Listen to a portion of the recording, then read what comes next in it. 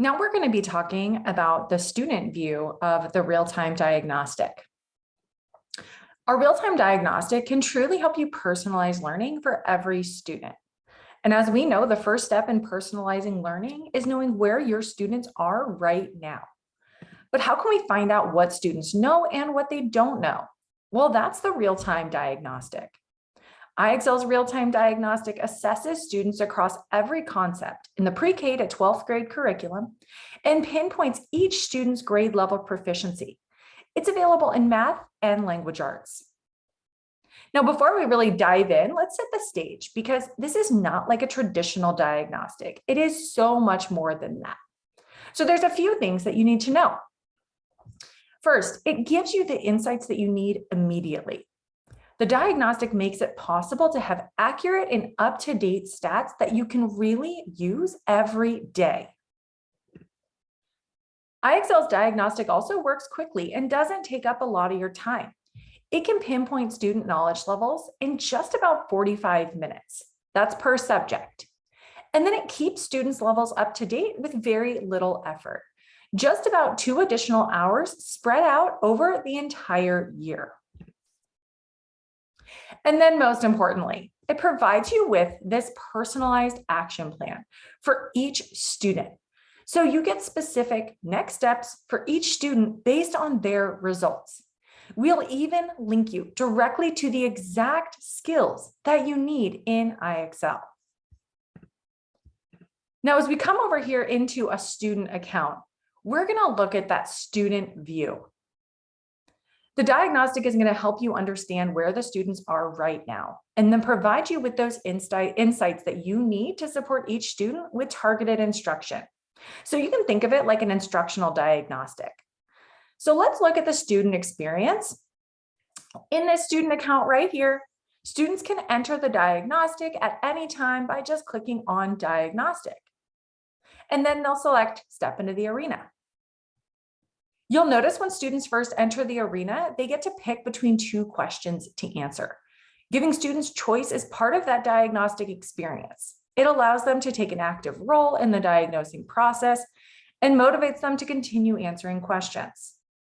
So let's make a selection.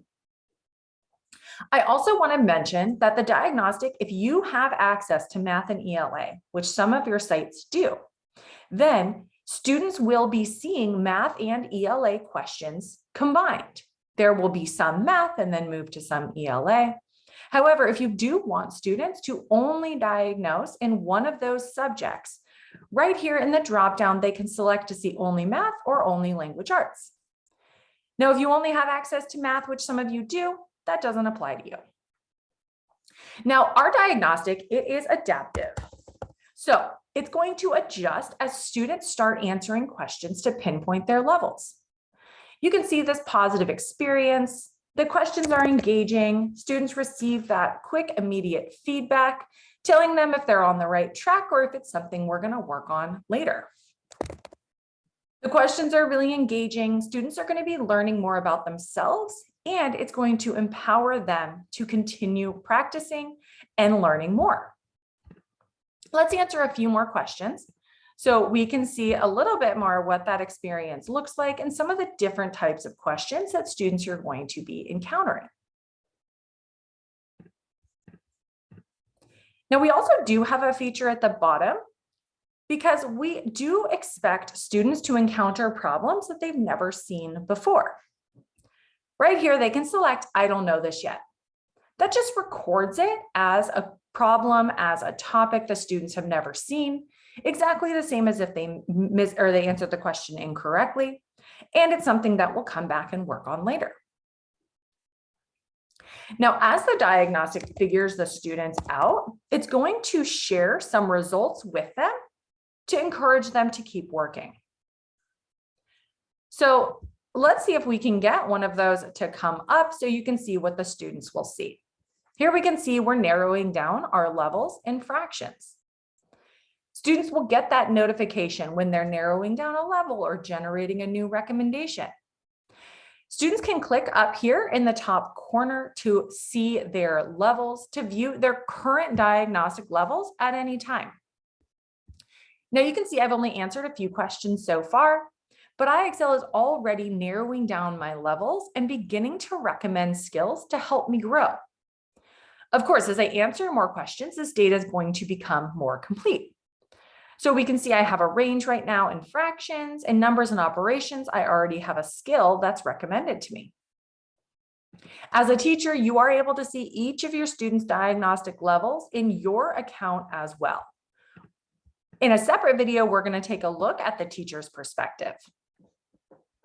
Now, to get the most out of the diagnostic, we recommend that you begin by having your students complete that initial diagnostic. Again, that takes about 45 minutes per subject. Once students have completed that initial diagnostic, then they're going to be notified with this message. It's important to know that students work in the diagnostic arena. It does not need to be done all at once.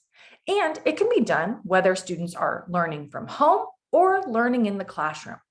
We actually recommend that you break up that 45 minutes into 10 or 15-minute chunks, have them work for 10 to 15 minutes every day in a week, and by the end of the week, they will have those updated levels. Now, also, if students are working on the diagnostic from home, it's going to help to have clear expectations with families, of course, that this is intended to be taken independently so that we have an accurate representation of each student's growth and needs. In the next video, we are going to explore what teachers see and how you can access that student data.